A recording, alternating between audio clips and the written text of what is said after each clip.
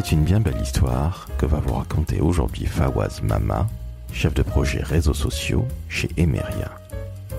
Cette histoire, c'est évidemment la sienne. Alors commençons par le commencement. Fawaz naît au Bénin, fait des études de commerce au Sénégal, arrive à Bruxelles, puis Paris. Mais pourquoi faire, me direz-vous ? Eh bien tout simplement pour être apprenti, plutôt stagiaire, community manager. Évidemment, Fawaz va vous raconter toute l'histoire dans son intégralité et elle va nous amener très loin de Paris. Mais au-delà de ça, Fawaz va vous expliquer également comment lancer une marque sur les réseaux sociaux, va vous donner d'excellents conseils de carrière, à vous qui êtes jeunes mais aussi moins jeunes. Et surtout, vous allez vous apercevoir qu'il existe encore en France des employeurs tels Emeria, numéro 1 mondial des services immobiliers.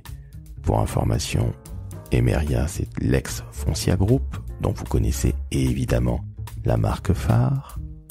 Et justement, Emeria s'est décarcassé pour recruter Fawaz tout d'abord en stage, puis aujourd'hui en CDI.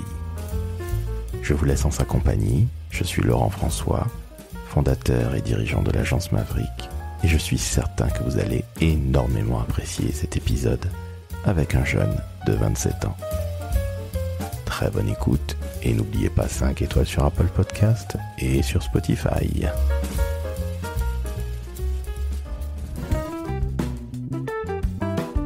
Le décodeur de la communication, un podcast de l'agence Maverick.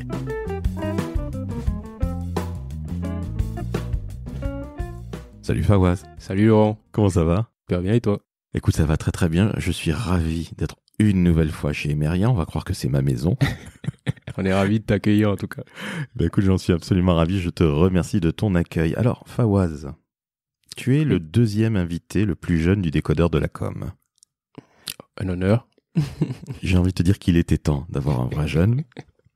Parce que tu as 27 ans. Oui.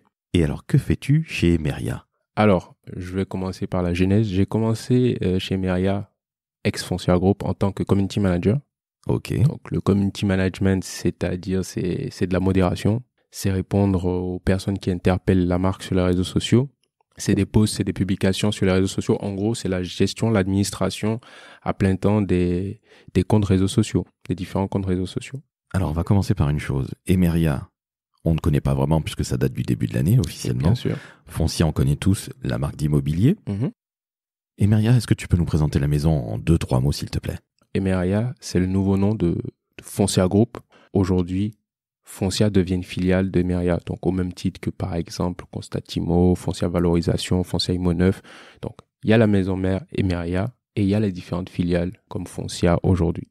Alors, merci pour cette présentation qui est absolument limpide. Je te remercie.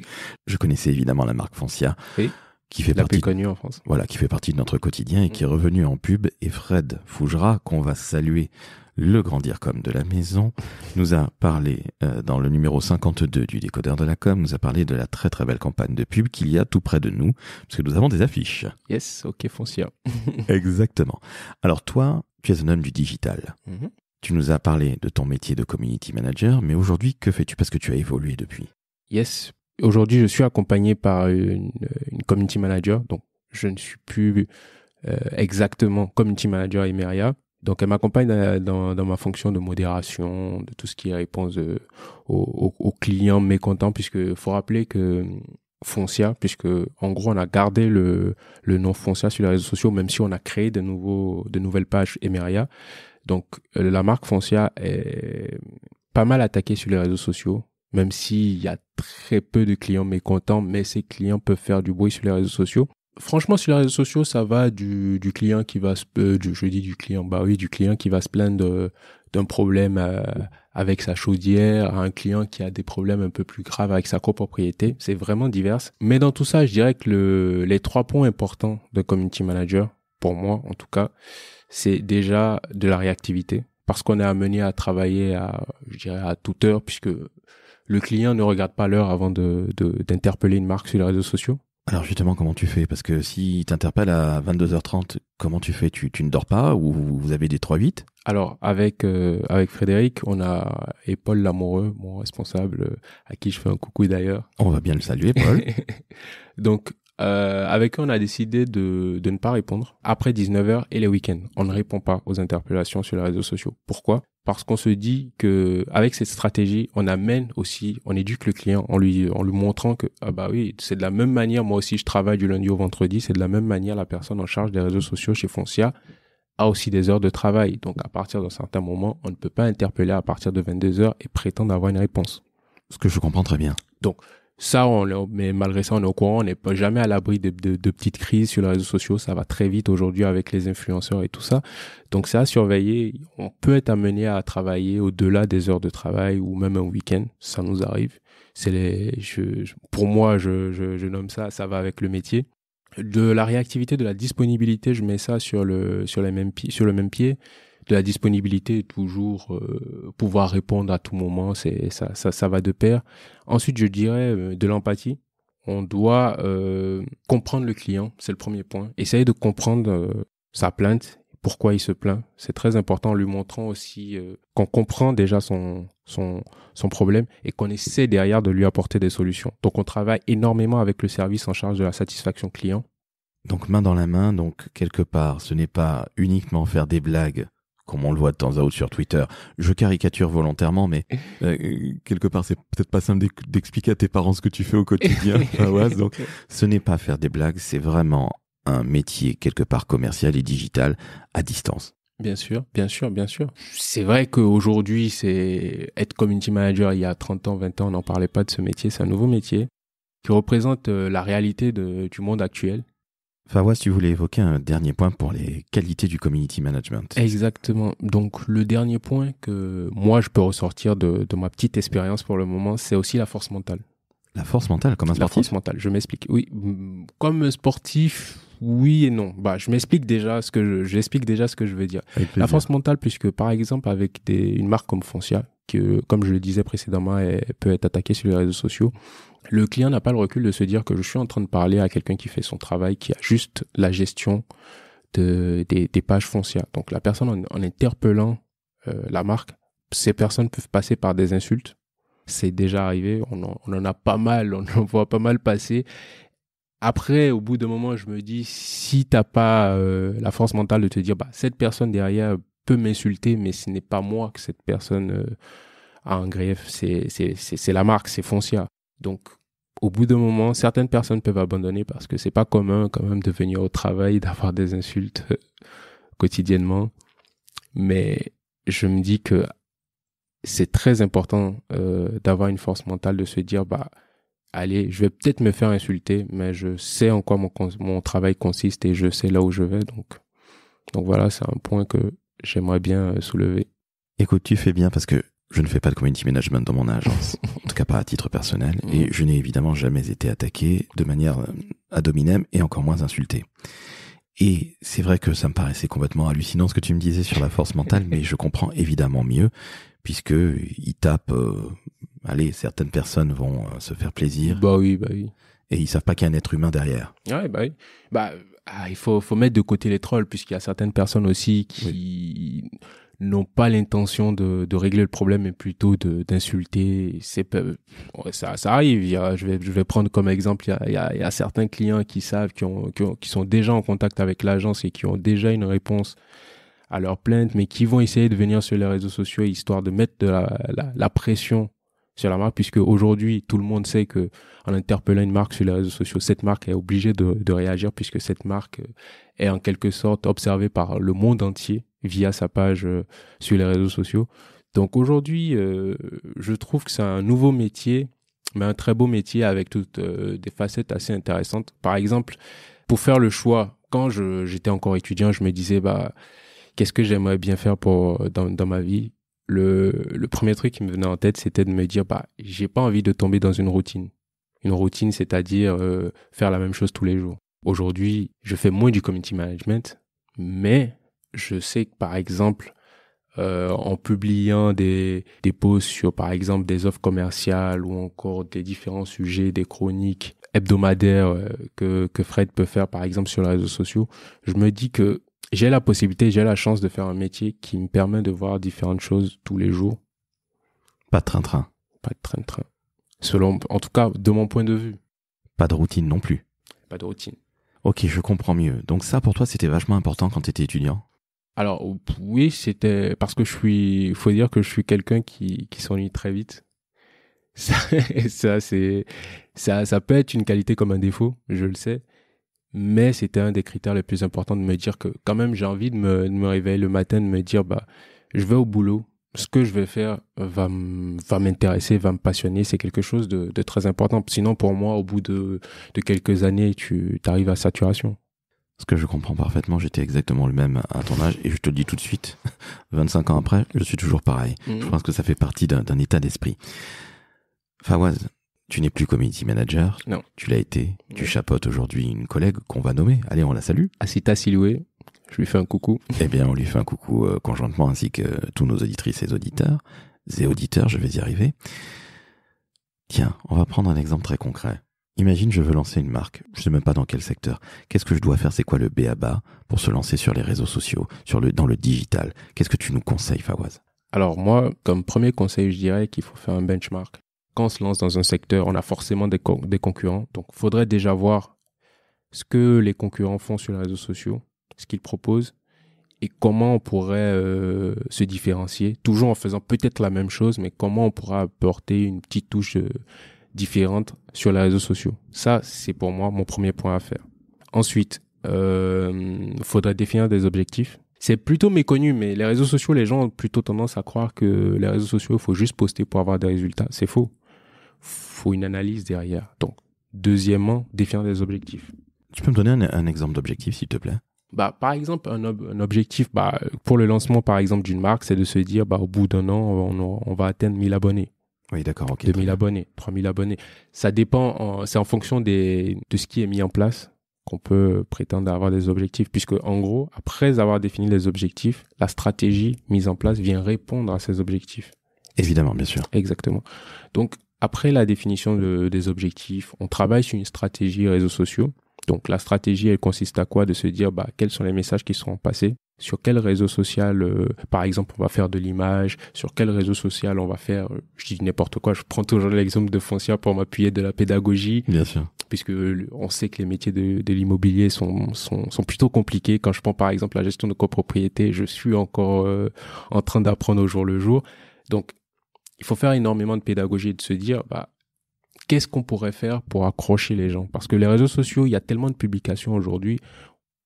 La priorité, c'est d'accrocher. C'est de se dire, comment on pourrait tout de suite séduire quelqu'un et la personne se dirait, j'ai envie de voir plus, j'ai envie de comprendre de quoi cette marque est en train de me parler. Ok, donc là, c'est parfaitement clair. Merci beaucoup. Qu'est-ce que tu nous donnes d'autre comme conseil? Alors, d'une manière plus générale, c'est de se dire, pour le lancement d'une marque, de ne pas forcément poster les mêmes publications sur tous les réseaux. C'est-à-dire que tu choisis ton réseau social et en fonction du réseau social, tu vas avoir un message différent? Exactement, une ligne éditoriale pour chaque réseau. Puisque aujourd'hui, on arrive à distinguer les réseaux en fonction des objectifs qu'on peut atteindre. Twitter, c'est le réseau social pour prendre la parole, c'est la notoriété, c'est de l'image. Et c'est là que ça bastonne aussi, hein? Exactement. Bon, ça dépend, mais aujourd'hui, c'est vrai que Twitter, il y a énormément de trolls. On s'en rend compte, comme tu le sais, je travaille sur les réseaux sociaux, donc on s'en rend compte au jour le jour. On voit des messages passer, parfois des insultes, on se demande, c'est incroyable quand même ce qui se passe. Facebook, même si les jeunes ont plutôt tendance à se dire que c'est un réseau qui vieillissant, c'est pas du tout le cas en termes de business. Facebook reste le premier réseau social. C'est fou de se dire ça en 2022, mais en termes de Facebook, il n'y a pas que la plateforme marketplace, mais en termes de business, Facebook reste le réseau social numéro 1. Alors ça, c'est incroyable parce que comme tu le dis, les jeunes trouvent que c'est le réseau social de leurs parents ou de leurs grands-parents, oui. Mais c'est là que se fait le business. Exactement. Mais ça dépend des objectifs. C'est vrai qu'aujourd'hui, les jeunes sont plus tournés vers Insta ou TikTok. C'est normal, c'est vrai qu'on a une majorité de jeunes qui se lancent sur ces réseaux, mais c'est comme je le disais précédemment, le tout c'est de définir des objectifs. Si par exemple ma cible c'est des jeunes de 15 ans à 21 ans. Selon me lancer par exemple sur Facebook, je trouve que c'est pas tellement adapté. Il faudrait plutôt se tourner vers TikTok, qui correspond le plus à tes objectifs. D'accord, donc chaque réseau social a quelque part ses personas, au moins en critères d'âge. Une ligne éditoriale. Très important aussi. Par réseau social, ça commence à être compliqué. T'es d'accord que les objectifs, le benchmark, la stratégie, qu'est-ce qu'on va dire, la ligne éditoriale de fait et le choix. Donc on est bien d'accord, Fawaz, que faire du community management ou travailler sur les réseaux sociaux, c'est pas simplement être toute la journée sur Facebook, j'en bafouille, et raconter des blagues. Mais je suis désolé de te poser encore cette question-là de manière aussi bébête, mais c'est un vrai métier, on est bien d'accord? Bien sûr, c'est un vrai métier. Pour la petite histoire, moi aussi, j'ai découvert ce métier, je dirais, sur le tas. Puisque, je rappelle, j'ai une formation, un master en spécialisation marketing. Donc, je connaissais le marketing, je ne prétendais même pas à travailler dans la communication. Mais une chose entraînant une autre, j'ai commencé par un stage à Bruxelles, dans une start-up qui proposait un stage de community management. Donc, j'ai intégré cette boîte en me disant, le premier rapport que j'ai eu avec le community management, c'était vraiment, on essaie de poster. À Donf. Ouais. C'est des startups qui s'occupent de la communication sur les réseaux sociaux de plusieurs entreprises. Donc, la priorité, je dirais, c'est pas d'atteindre des objectifs, c'est de prouver aux clients qu'on fait un travail. Aussi basique que ça, d'accord, je comprends. Voilà. Donc, première expérience que j'avais, donc, je peux l'avouer, je n'étais pas tellement séduit par ce métier. C'est normal aussi, c'est ce que tu fais, c'est pas tellement intéressant. Donc, ensuite, par la suite, j'ai fini mon master, donc, j'ai postulé à un stage en tant que community manager chez Emeria. Ça s'est super bien passé. J'ai rencontré de grands communicants. J'ai eu la chance de travailler avec Frédéric Fougera, Agathe Veil, qui sont des personnes qu'on ne présente plus dans les métiers de la communication. Paul Lamoureux aussi, mon manager, avec qui je ne cesse de grandir, qui m'apprend énormément de choses. Donc, ce sont ces personnes-là qui ont su, je dirais, me passer cette passion de la communication. C'est parce que pour moi, la communication, c'est bien beau quand tu te dis, oui, je vais devenir un communicant. Mais si t'as pas cette passion, je me dis que c'est un peu plus difficile. Moi, par exemple, j'ai eu la chance d'apprendre. J'ai la chance d'apprendre auprès de grands communicants. Donc, ce qui te force, je dirais, à devenir passionné par la même occasion. Tu apprends au contact des autres, avec plus d'expérience, et qui savent aussi passer le flambeau. Exactement. À la jeunesse que tu représentes. Alors, ton parcours, justement, il est vachement intéressant. On parlait de Bruxelles. Tu es aujourd'hui à Paris, nous sommes à Paris 8e. Oui. Pourtant, tu viens du Bénin. Oui. Tu es passé par le Sénégal. Explique-nous un petit peu ton parcours, parce que justement, il est intéressant. Et puis, tu as une anecdote sur un stage. On ne citera pas l'école, bien évidemment, ne t'inquiète pas. Mais raconte-nous ton parcours, parce qu'il est plein d'enseignements et il montre qu'on peut venir, d'un autre continent, travailler dans notre belle France et s'éclater comme un fou et avoir tout autant de talent. Donc là, je suis tout oui, nos auditrices et auditeurs sont tout oui. Ok, je vais commencer par le Bénin. Donc, j'ai eu mon bac au Bénin, un bac scientifique. Je ne sais plus exactement à quoi ça correspond présentement en France. C'est un bac D. Donc, c'est un bac scientifique. Biologie, mathématiques et sciences physiques à fond. Ok, le bac D, c'était à mon époque, donc je ne dirai pas de quand je suis né, mais en tout cas, tu es un scientifique à la base. Félicitations, il en faut. Donc ensuite, j'ai intégré une école de commerce au Sénégal. Je vais citer l'école ISM Dakar. Que l'on salue. Qui m'a permis de toucher un peu à tout, du droit, de la comptabilité, même de la géopolitique. Après ma licence, donc après 3 ans au Sénégal, j'ai encore la chance que mon école au Sénégal ait un partenariat avec une école en France, à La Défense. Donc, j'ai passé des entretiens avec les émissaires de l'école en France. Ça s'est super bien passé. Et là que j'ai intégré cette école pour poursuivre mon master. Donc, finalement, tu fais 3 pays. Ouais. Chez toi au Bénin, Dakar, Sénégal et Paris. Exactement. Alors, c'est bien de faire des études, mais à un moment, il faut être sur le terrain. Raconte-nous cette anecdote, elle est incroyable. Alors, c'est à la fin de mon master, j'avais une période de latence qui me permettait de faire un stage. J'avais 6 mois, en gros, où je n'avais rien à faire puisque j'avais déjà validé mon mémoire et les autres critères qu'il fallait valider pour avoir le diplôme.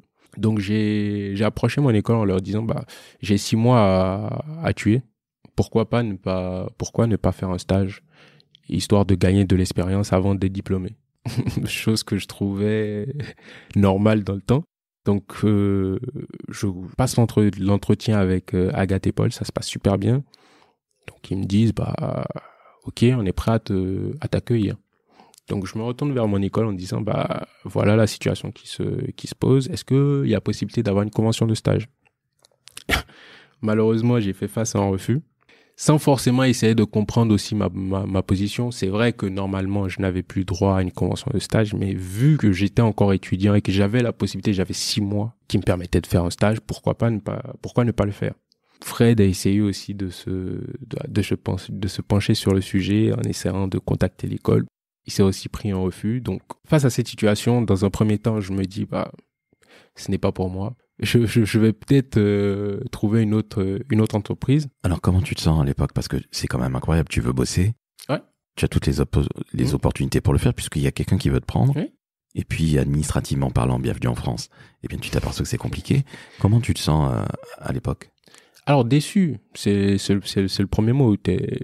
J'étais déçu parce que j'ai passé l'entretien, j'ai vu que ça s'est super bien passé. J'ai passé un deuxième entretien où j'ai rencontré Frédéric. Tout se passait bien, donc je me disais, j'étais super content d'intégrer cette équipe. Et là, face à ce refus, je me dis, c'est un peu dommage. En plus, c'est l'école. Si encore, d'habitude, c'est l'entreprise qui te refuse. Donc, si c'est encore l'école qui te met des bâtons dans les roues, c'est un peu compliqué. Mais par la force des choses, on a pu en parler en off. J'ai une assez belle étoile. Donc, j'ai eu la chance de voir l'entreprise se motiver pour m'accueillir. Donc, c'est-à-dire, on a essayé de trouver des solutions. Donc, j'ai dû m'inscrire dans une université en Afrique du Sud, pour la petite histoire. En Afrique du Sud? En Afrique du Sud. J'hallucine. Donc, cette université m'a envoyé une convention qui m'a permis de commencer, de débuter mon stage. Tout ça en étant accompagné par l'entreprise, à travers Paul, Agathe et Fred. C'est ce qui est incroyable. À chaque fois que je raconte l'histoire, tout le monde me dit, t'as énormément de chance. Oui, j'en suis conscient. Sur ce coup, j'ai eu énormément de chance. Alors la chance, c'est toujours pareil. On pense qu'on en a beaucoup, mais je pense qu'on la provoque. Et tu l'as très bien provoqué. Sinon, il ne t'aurait pas pris et il ne se serait pas autant décarcassé. Alors, Fawaz, ton histoire, elle est absolument incroyable. Merci pour tes super conseils sur les réseaux sociaux. Pas de souci. Vraiment, c'est simple. Encore faut-il le faire. Et c'est dans l'action. On voit si ça fonctionne. Parce que les stratégies, tout le monde peut les faire et sur des PowerPoint. Mais il y a un moment, c'est au pied du mur qu'on voit le maçon. Alors justement, Fawaz, quel conseil tu donnes à un jeune qui veut se lancer dans les métiers de la communication, du digital et du marketing? C'était il n'y a pas si longtemps. Pour toi, tes conseils seront d'autant plus intéressants que, quelque part, cette génération qui est la tienne, tu la connais, tu la maîtrises. Alors, des conseils, en tout cas, déjà, je veux pas paraître prétentieux. Mais, en tout cas, si je devais donner des conseils, je dirais que le premier conseil, c'est s'intéresser au métier de la com. Il y a énormément de métiers. La plupart sont méconnus. Donc, déjà, essayer de les connaître, de les comprendre. Et ensuite, trouver sa branche, c'est très simple. Il y a énormément de métiers. Il n'y a pas que le community management. Il y a énormément, il y a la presse, il y a la com interne, il y a énormément de métiers. Donc, déjà comprendre, connaître ces métiers et ensuite choisir sa branche. Comme deuxième conseil, je dirais la motivation et de la persévérance. Encore plus pour, je dirais, des personnes issues de la diversité. Je me permets de glisser ça. Non, tu fais bien de le dire. C'est très important pour moi. La persévérance, c'est une qualité, c'est plus qu'important pour moi. Je me suis rendu compte en tant que étudiant ou encore travailleur, salarié, étranger, je pense que la persévérance, c'est une qualité primordiale. Et tu nous l'as prouvé. T'aurais jamais eu ce stage, voilà. T'aurais pas ce job si tu n'avais pas persévéré. Avec cette histoire avec l'Afrique du Sud qui est absolument hallucinante. Exactement. Troisième conseil que tu nous donnerais? Troisième, je dirais de l'humilité. Après, ça, c'est propre à moi. Je trouve que l'humilité t'ouvre des portes. Pour moi, en tout cas, avec ma petite expérience, je trouve que l'humilité te permet déjà que les personnes puissent t'accepter plus facilement. Et ensuite, en tant que personne, t'as que du positif en étant humble. Après, c'est culturel, c'est une éducation, c'est ma mère qui me le répétait. Je le mets en pratique aujourd'hui et je vois les avantages. J'ai une dernière question pour toi, Fawaz. Merci pour ces super conseils. Pas de souci. Qui sont pleins de bon sens. Un véritable griot. Fawaz, qu'est-ce que tu préfères aujourd'hui dans ton métier? Qu'est-ce que tu kiffes le plus aujourd'hui? Alors, question très difficile. Je dirais, ce que je kiffe aujourd'hui, c'est de voir l'interaction avec les publications que j'ai pu penser moi devant mon PC, de voir que ça peut plaire à des gens, que les gens s'y retrouvent, que les gens les partagent. Je trouve que c'est la plus belle réussite, en tout cas de ce que je peux observer de mon poste actuellement. Je trouve ça très beau de se dire, bah, toi, t'es là, tu te dis, bah, qu'est-ce que je pourrais écrire qui pourrait susciter un peu d'engouement sur les réseaux sociaux. Tu penses, t'as une idée, bien sûr, on travaille en équipe. Je m'accorde pas le crédit, je m'apporte pas ce crédit à moi tout seul. Mais de se dire qu'en équipe, on pense à un projet, on pense à une idée de publication et par la suite, après publication, bah, il y a des gens qui se retrouvent, il y a des gens qui likent, il y a des gens qui partagent. C'est assez intéressant et je trouve que c'est beau. La rançon du succès quelque part, ou du travail plutôt. Eh ben écoute, on va se quitter là-dessus sur ces notes d'humilité, de détermination. Alors un parcours incroyable et puis surtout des super conseils que tu nous as donnés. Pas uniquement pour se lancer, mais pour être très opérationnel, comment lancer une marque justement en digital et sur les réseaux sociaux en particulier. Donc à ce titre et à ces titres, je te remercie, c'était génial Fawaz. Nickel, merci beaucoup Laurent pour l'invitation. Eh bien c'était avec très très grand plaisir Fawaz. Alors, chères auditrices, chers auditeurs, 5 étoiles Apple Podcast, 5 étoiles Spotify, un commentaire sur Apple Podcast, je n'en dis pas plus. Envoyez-nous de l'amour, on en a bien besoin, il y a une guerre en Ukraine. Des jeunes comme Fawaz vous montrent que tout est possible. Et ça, c'est super important. Et c'est pas juste un slogan d'une marque que vous connaissez. Merci à toi Fawaz, c'était génial. Merci. Ciao, ciao.